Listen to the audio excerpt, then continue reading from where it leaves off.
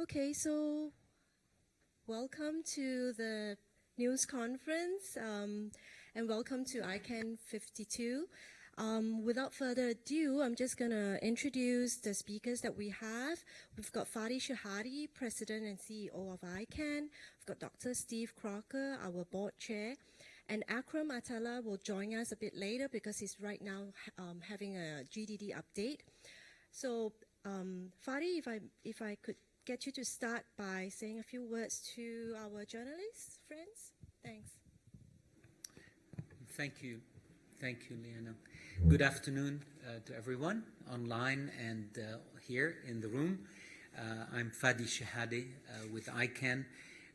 Today we launched the beginning of ICANN52, our 52nd meeting, reminding everybody that our very first ICANN1 was also here in Singapore, and we were here a year ago for ICANN49. I think I want to reflect on the year since we were here for ICANN49. ICANN49 was a few days after the U.S. administration announced the plan to transition the stewardship of IANA. March 14th was when the U.S. announced, and I think we were here maybe the 19th or the 20th. So this was a very momentous meeting because the community, after 16 years of U.S. stewardship, was receiving the news of the decision of the United States government to end the stewardship phase and allow ICANN to go forward. And here we come a year later, watching how the process has evolved and how our community has engaged in order to build the proposal requested by the U.S. government. And I must say, as my comments this morning emphasized, that our community has shown incredible depth and incredible commitment to actually do the right thing and develop a proposal for the U.S. government.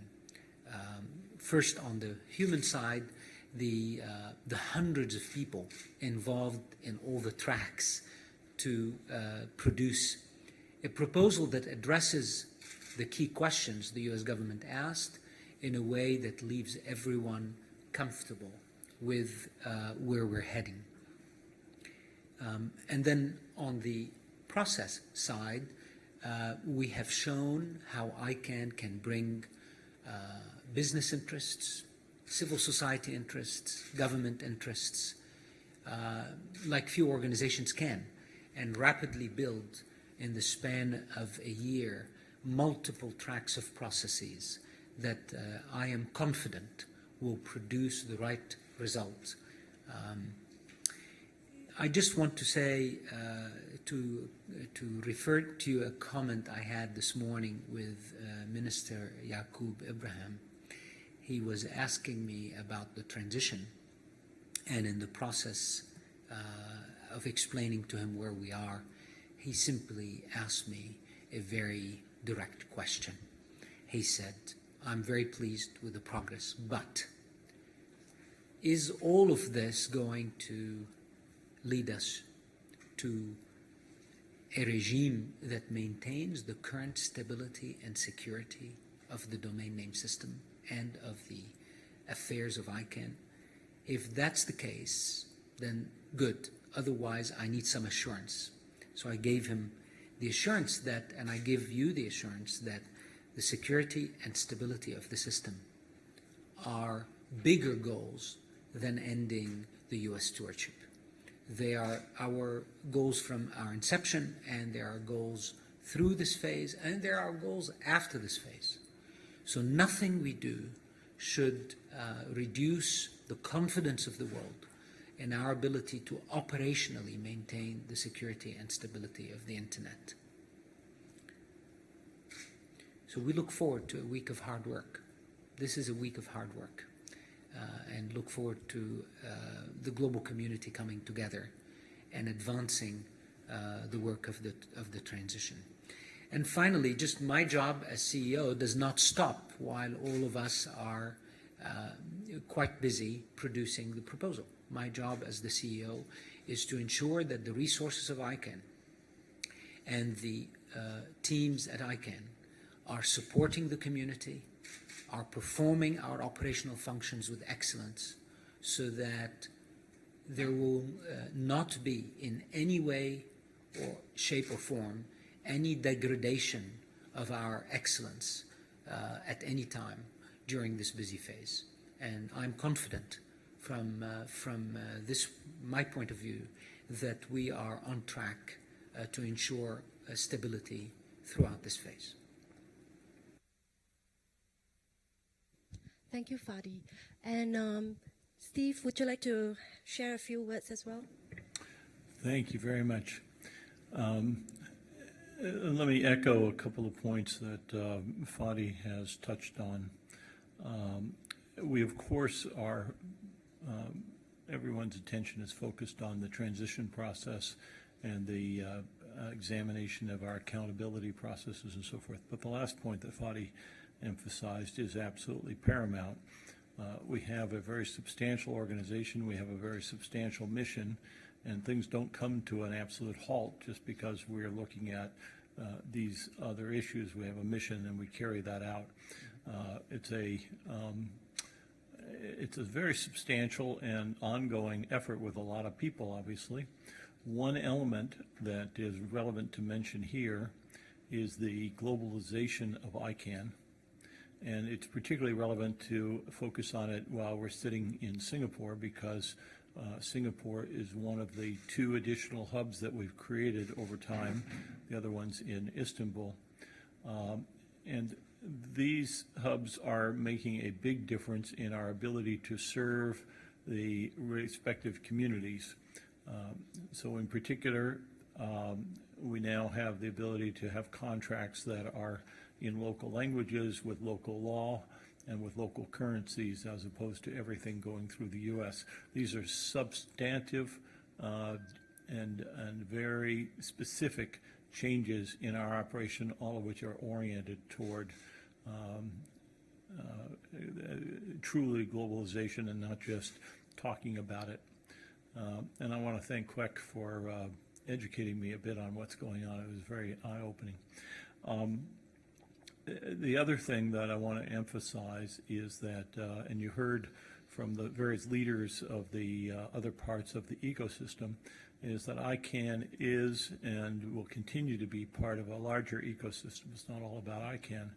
I particularly liked Yari Arko's diagram that he used that showed the IETF, it showed ICANN, and it showed other parts of the ecosystem. And our commitment has been, continues to be, that we work with others as opposed to being alone. These things won't change during the transition. They won't change after the transition. They're part of the context that we live in, and if it didn't exist, then we wouldn't exist either. We've built an incredible team at ICANN. Fadi's leadership has been incredible. The board is solidly behind the staff and management, solidly and supportive of the community. Sometimes the board steps back to the point where the community can't tell what the board is doing. I had previously viewed that as the appropriate thing. We're now considering how to make it a little clearer, what we're thinking about, what we're doing. But it's a well-functioning system.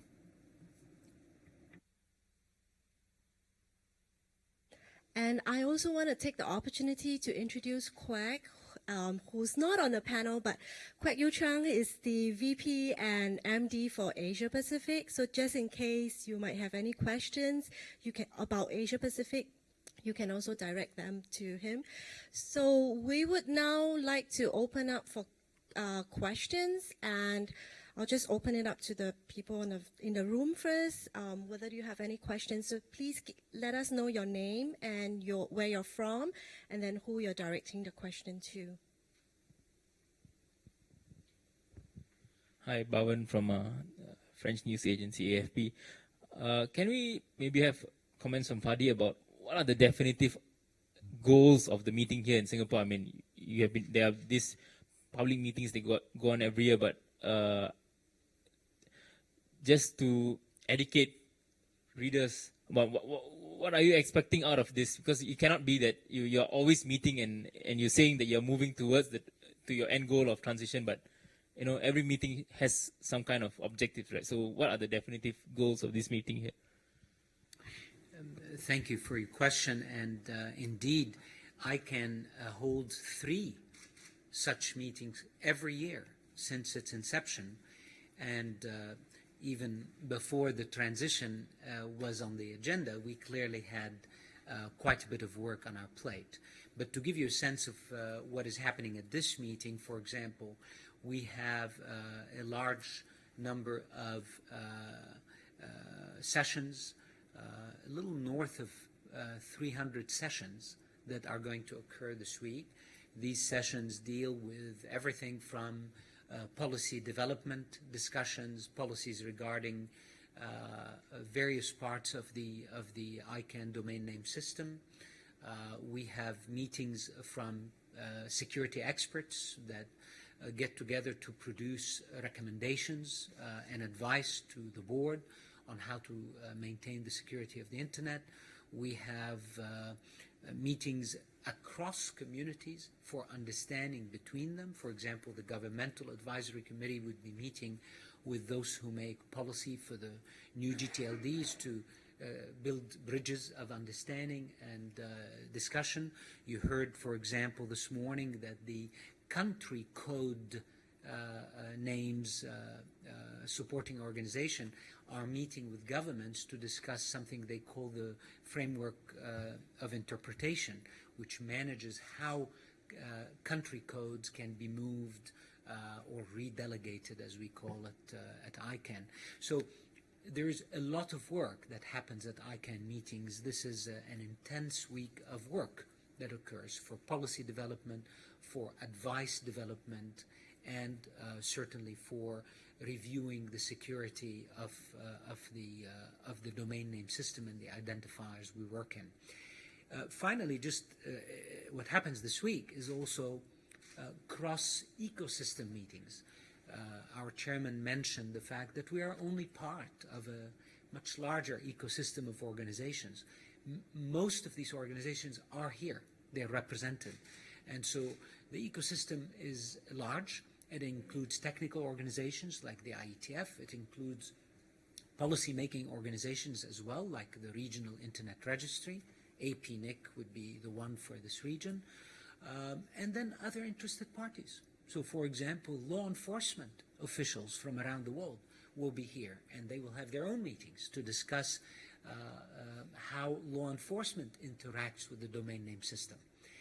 Now, you know also that in addition to all of that regular work, we do meeting after meeting. At this particular meeting, there's quite an intense set of activities around the stewardship transition and the accountability of ICANN. So it is not simply reporting on the progress of these activities. They will actually be working meetings where the members of these committees will meet and advance the work so that we can meet, hopefully, the timelines that would keep us in a successful envelope for the transition. Does that address your question? You also talk about, I mean, it seems that the biggest stumbling block is a political one between governments for a consensus to be reached, right? So are there plans for some kind of meetings of high-level political meetings of various governments, including the governments that are opposed to the multi-stakeholder process, so that, maybe at G20 or a high-level meeting where this issue is on top of the agenda?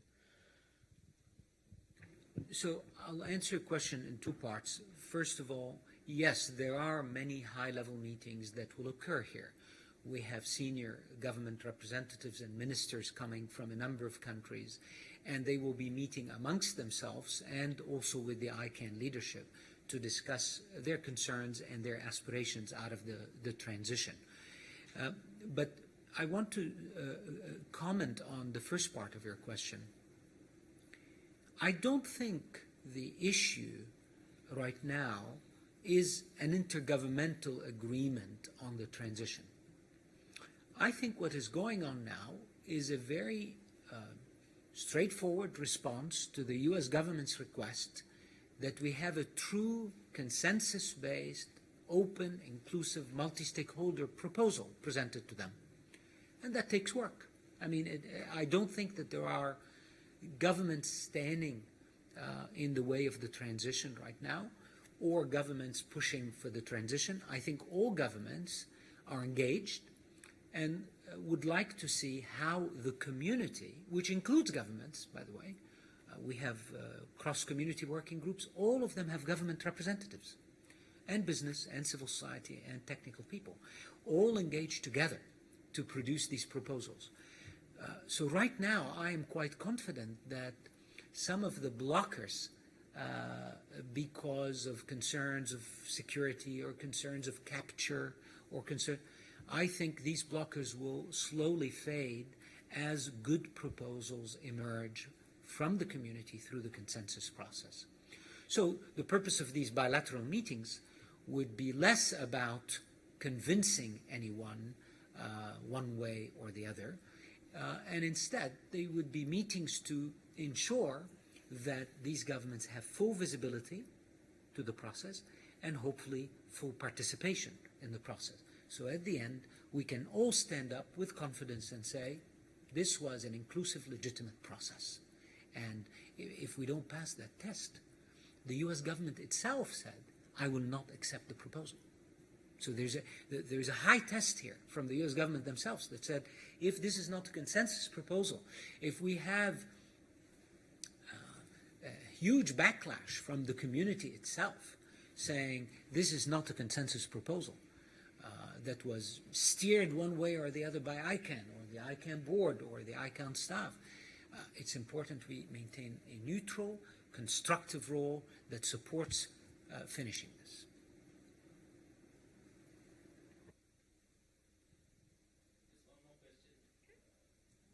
Maybe you can talk about ICANN's role, in regards to the GTLDs. There's been some controversy about .gay and then .LGBT, for example.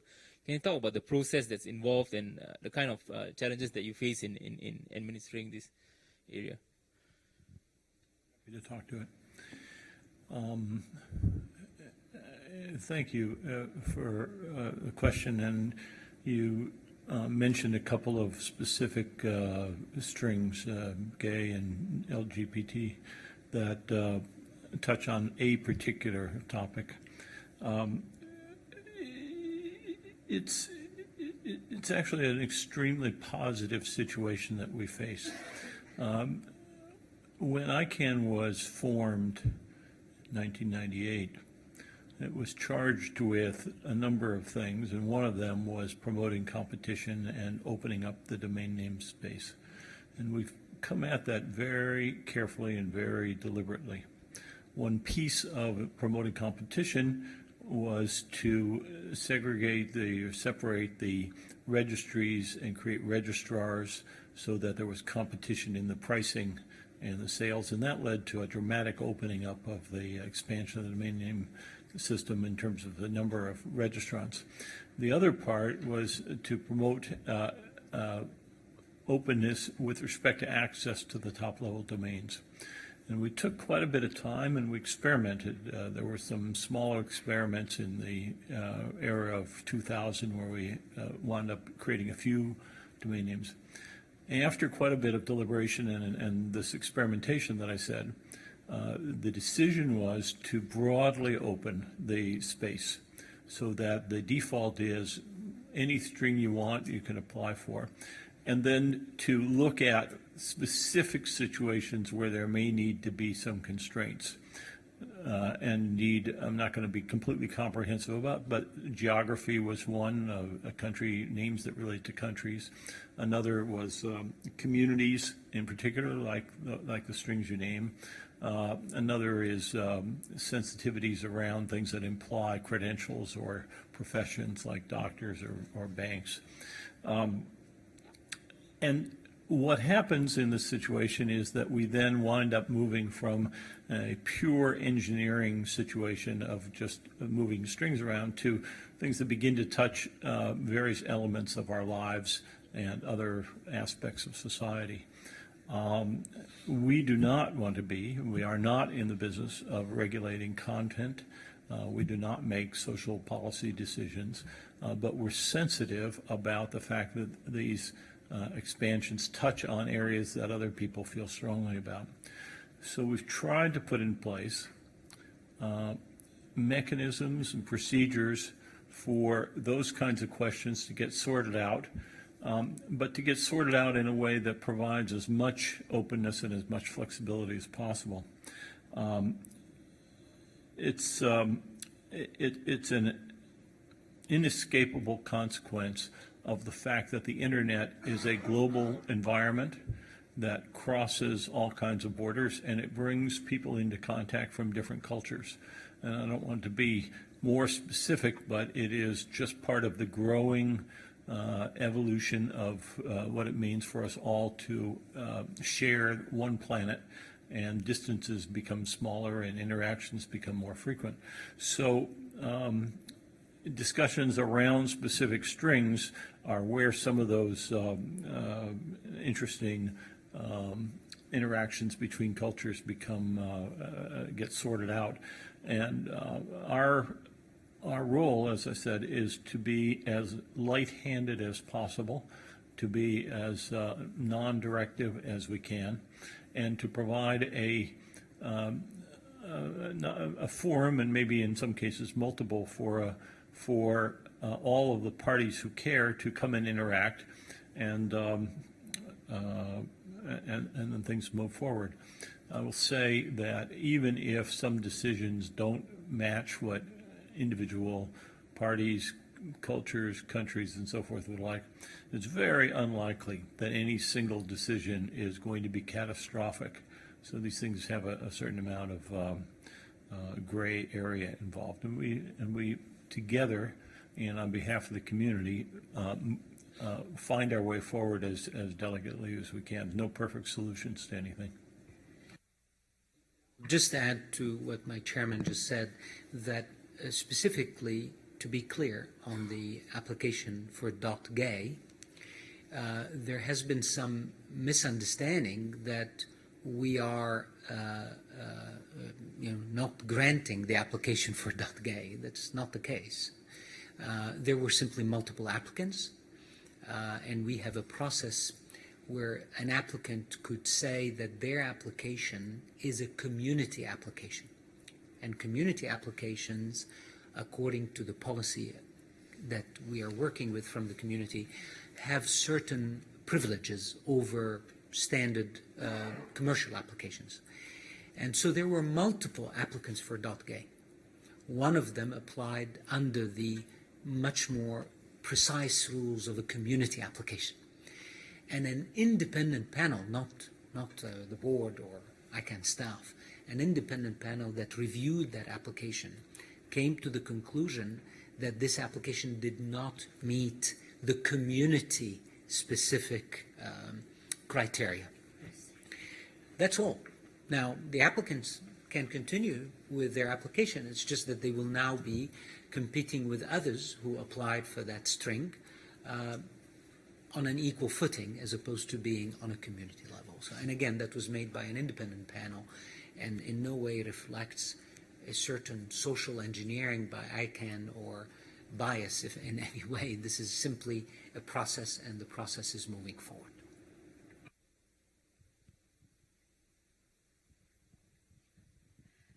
Thank you. I'd just like to introduce Akram first, to especially to the people in the Adobe Connect. So Akram Atallah is our president of Global Domains Division, and he just joined us because he just finished an update. And we do have a question on the floor here, but Akram, if I could just get you to just give a brief 1-minute short summary of what you'd like to tell the press, both in Adobe Connect as well as in the room here. Thank you. Yeah. Well, thank you very much for attending the call. One of the things that we've updated the community on today is our progress on and performance in a lot of different areas. It's important to bring to everybody's attention that IANA, for example, continues to operate behind the scenes a flawless operation for years. So we come to the ICANN meetings, nobody asks the IANA team, what's going on, what are you doing, because they do their job day in, day out, in the background, flawlessly, and that's very important thing to remember. They don't get the praise, they don't get to stand in front of everybody and present, because everything is happening great. So I think it's very important to focus on the things that happen behind the scenes. We also, it's important to look at the new GTLD program and see where we are today and where we've progressed. We have to date signed almost 800 agreements for new TLDs. We have delegated over 500 new TLDs to the root. Some of the registration levels, people are asking, are these the expected registration levels? Is the program successful? The area I focus on is that the three goals of the program from the beginning. The three goals were to provide choice. And it's obvious that we're having a lot more choice in the domain name system. We wanted to have competition. And competition is not only about being able to register a domain name for $8 instead of $9. That's not material. What's material is that with the introduction of all of these domain names, there are a lot more service providers coming into the ecosystem, which means there are a lot more email providers coming in, hosting providers coming in, web developers coming into the space. With all of these incoming resources that are going to come to the domain name area and compete in this market, we're going to see more competitive landscape, and therefore the ownership of a website or a domain name is going to get more competitive. And that's what the program is about. It's not about just having a name for cheaper by $1 or 50 cents. It's about actually being able to have a presence on the internet that is a lot more competitive, therefore reaching out to a lot of the areas where, we call them underdeveloped or whatever, but reaching out to these areas and having a presence on the internet a lot more competitive, a lot more affordable.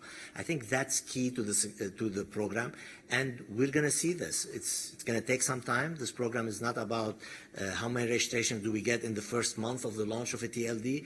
It's about what's going to happen 5, 10, 20 years from now. This program is like the internet. It's the way the internet is going to look 10, 20 years from now. And the last but not least is the innovation on the internet. And this is happening as well. I think that we're seeing a lot of new business models in the domain name system. We're seeing a lot of TLDs come up with innovative ideas on how to be present on the internet. But the key focus, I think, is when the brands the brands come out with their domain names, because that's where they're going to represent themselves in a different way, and I think we're going to see a lot of innovation in that space. In the geos, we've seen a lot of innovation there, where cities are now having an identity online. So this is new. This was not didn't exist before, and we look forward for a lot more innovation in the years to come. So basically, I think that the new GTLD program is successful. It's happening. It's taking its due course, and we're going to see a lot of benefits from it in the future. Thank you. David Goldstein. I wrote for a few blogs on domain name issues. Just on the .gay issue, there was a panel decision recently. Was it right that there was an overturning of a decision, or is it just a review of the decision? But just following on from that, it's because it's been somewhat controversial and not focusing specifically on .gay, are there lessons do you think that can be learned from that process to make sure that community groups may, well, not so much easier, but community groups invest a larger proportion of their resources into an application than, say, a large brand, and to give them assistance, whether it's a geo community group or a group such as .gay? Like, are there lessons that, you know, in a future round that you can assist them better? So let me just clarify a couple of things, and then I'll give the floor to anybody who wants to add something. But on the panel decision, it was not the panel decision that was overturned. The applicant exercised one of our accountability mechanisms, and the board committee that looks at these things decided that there was a mistake in the performance, in certain aspect of the performance of the evaluation, that it required the provider of the CEP to actually re-look at the CEP. So basically, the community evaluation process. So basically, the board asked the provider to set a new panel and review the .gay application for CEP. That decision has not been finalized yet. We might see the same outcome that we had before. We might see a different outcome. We would have to wait and see what the panel decides on. Regarding the community applications, I think that it is the bar was set high by the community on when somebody says that this application is a community application, how to evaluate it, because there was in the community belief that gaming could happen. And if the bar was very low, then everybody will apply as a community, and therefore now there is no advantage.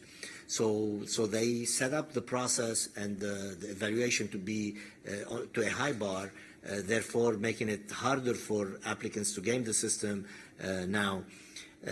If you, in hindsight, you might look and say there should be a better process than this to help communities be able to participate in the GTLD program and get TLDs. That was one of the advice of the GAC to provide better outcomes for communities. I think that the review process that we're going through, that is looking at how the current round has been going, will provide us with a lot of input for hopefully a better second round that will hone in and provide a better environment or application processes for communities to be more successful. Thank you. I do have a separate question. I'd also like to know, Fadi, what your attitude to domain hoggers was at the moment. If you... I think that the statement I made in a different to a different media outlet about that was conflated to signify that I was including in this all those who are in the domain name business, and that's not true. There are those that do this as a business and do it very well and actually enhance the market, and there are those that do it and actually make the business and the market less attractive and less really desirable. So I think that any insinuation that that statement kind of engulfs everyone that is in this business is not true. As you know very well, I'm a very big supporter of the industry groups, and was one of the people that frankly was very happy when the Domain Name Association was created, and I attended their first formation meeting. So this is where we stand, and I think we continue to feel good about how the market is evolving and how these players are making the most to make this a good market that serves the public interest. We have two questions from the Adobe Connect. It's from Monica Elmat from Heisey. There were some technical challenges earlier on, so she missed part of the start of the conference. They couldn't get audio, but this is the first question. For Fadi and Steve, when will the window of opportunity for IANA transition, again mentioned by Ira, close?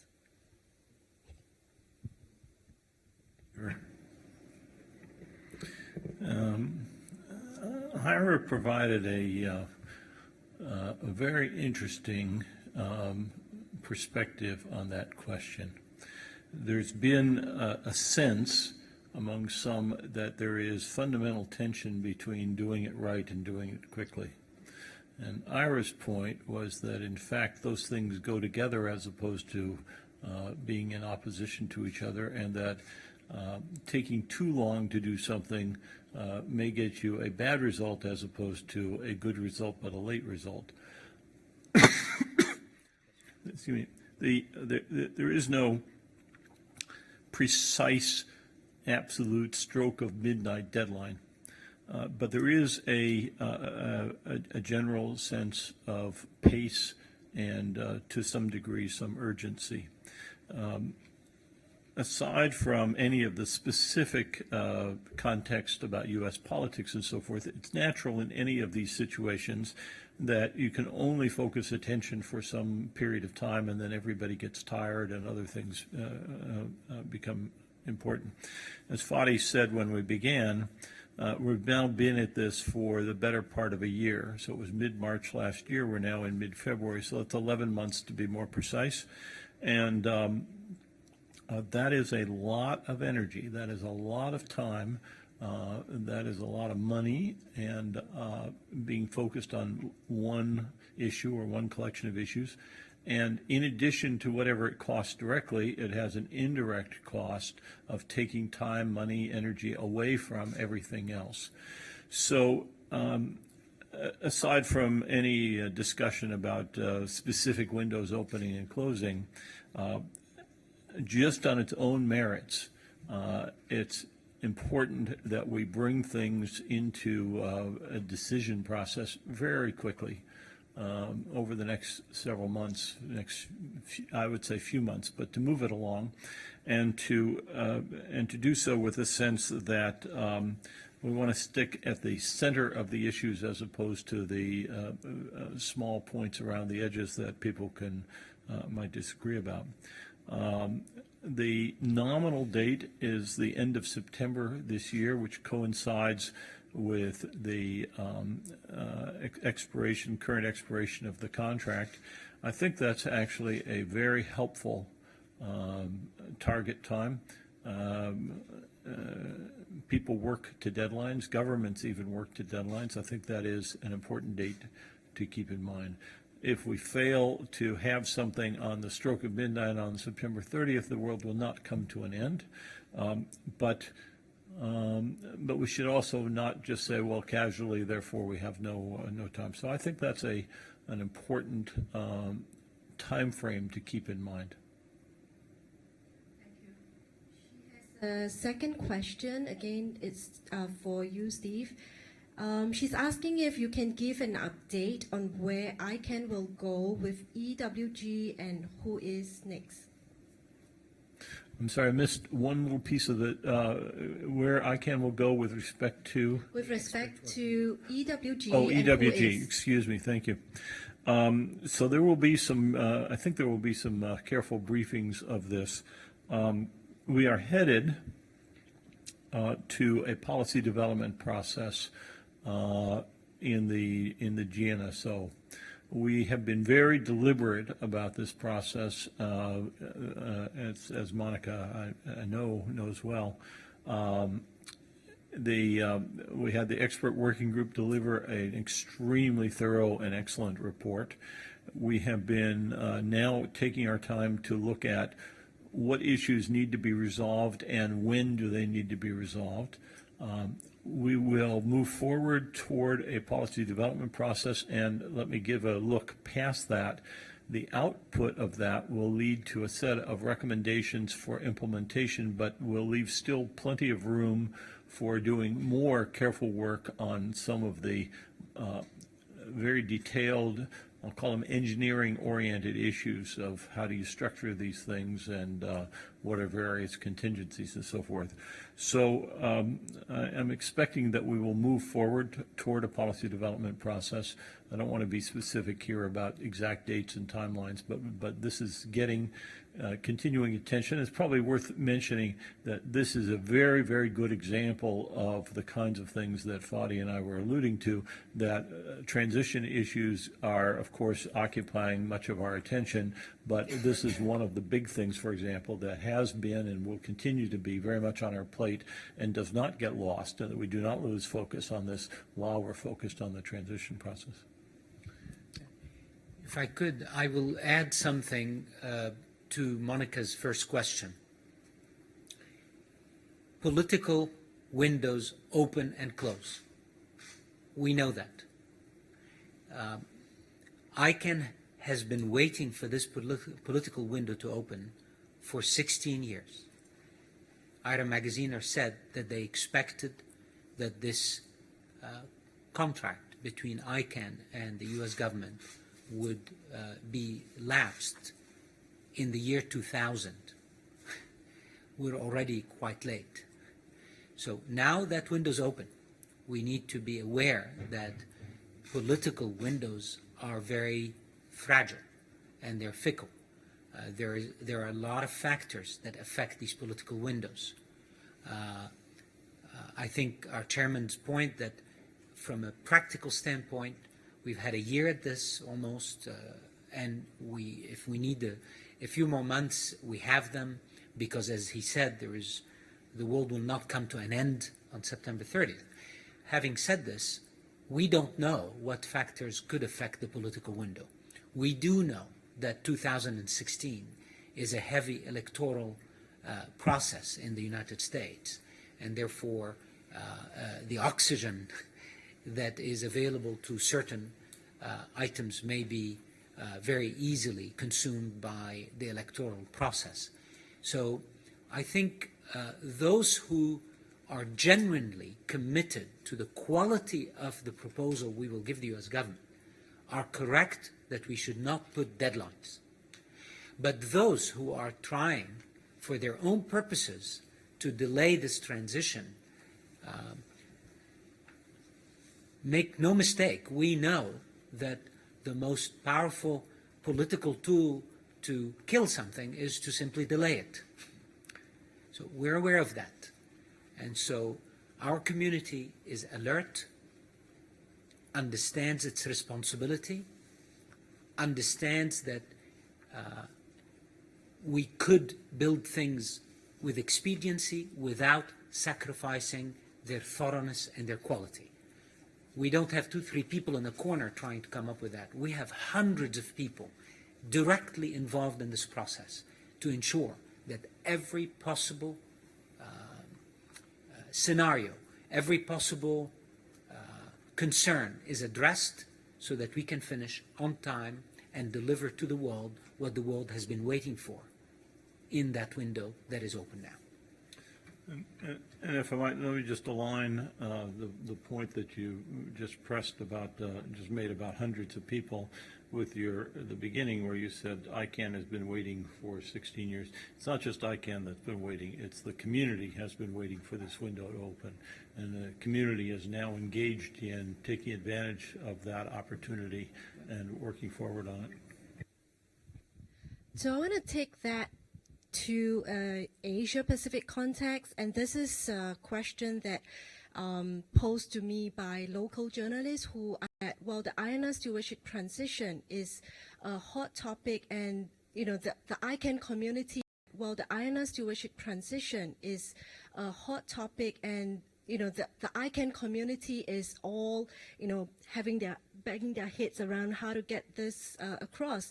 But in the Asia Pacific context, the awareness of this is a little not as up to date as North America, for example. So in a nutshell, why do you think the layperson, or why do you think Singaporeans should care about this transition? What do you want to say to the man on the street? Thank you for that question, Leanna. First and foremost, I would like to assure our many friends in the region that the Asia-Pacific region is very active in this discussion. I'm very happy that for the numbering community proposal, for example, the chair of the drafting committee is Izumi Okutani, one of the greatest contributors from the region. She hails from Japan. We thank her for her services. I think the question about the perceived apathy towards the process, in some ways is a signal of the kind of trust they have in the internet they have been experiencing for so long. For many Singaporeans who start their day by checking email, looking at WhatsApp messages, or checking their Facebook updates, at the back of their minds, they are not beginning their day by thinking, I wonder if the domain name system is going to work today. I wonder if ICANN is getting its updates to the DNS right or wrong. So in some ways, I think we are victims of our own success. I think another way of looking at this is that with companies and governments and different bodies putting increased investments in the Internet of Things and in cloud technologies, again, they are making assumptions about the future that the Internet as we know it is going to continue. So I think that is also a way of answering the question. Why is this important to Singapore? Why is this important to the region? Simply because we are banking on the fact that when we wake up in the morning, we're able to get our email. We're banking on the fact that the investments on the Internet of Things and cloud technologies are going to work. And if we are going to bank on these, it is important for us to be involved in the discussion to make sure that we engineer a shared future that is set up for success. So I think this, in a nutshell, I don't know if Fadi or Steve or Akram would like to add to that, but I think especially for the Asia-Pacific region, the home of approximately half of the world's internet users, especially to all of you out there. I think this is an important process, and I would like to assure you that there are many from the region who are working hard on this process, but we always will welcome more. Thank you. Thank you, Quack. Just want to check whether we've got any more questions. David, you have a question? Go ahead. Would you like to...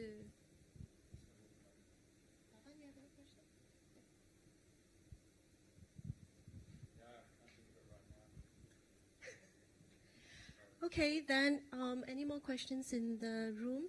If not, I think we'll close the press conference. Thank you all for coming. Thank you, gentlemen, as well. And have a good day. Thank you. Thank you. Much appreciated. Good to see you again. Thanks.